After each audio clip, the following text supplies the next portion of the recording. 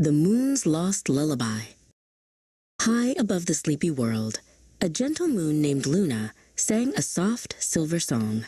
It was a lullaby for every little creature, a melody that tucked the stars into their beds and whispered good night to the flowers.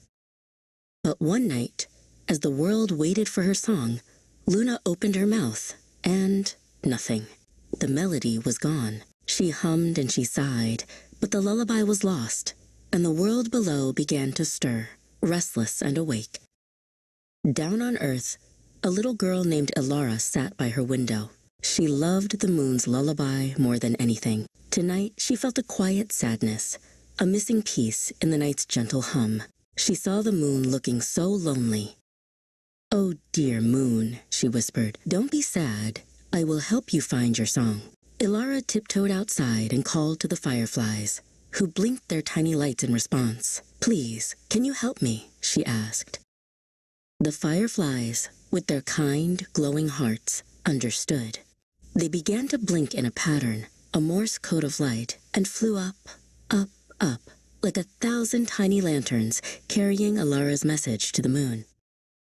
Luna saw the sparkling river of light rising toward her. She felt a warmth she hadn't felt all night. The fireflies blinked their message. "The song is not lost, it is just hidden. Look for the kindness in the world."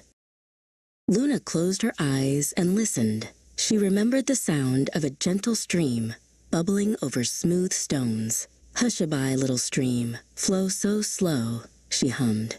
The first part of her lullaby came back to her. She remembered the whispers of the leaves as they danced in the soft wind. "Sleepy leaves, rustle and sway," she sang, a little louder this time. The second part of her song was found.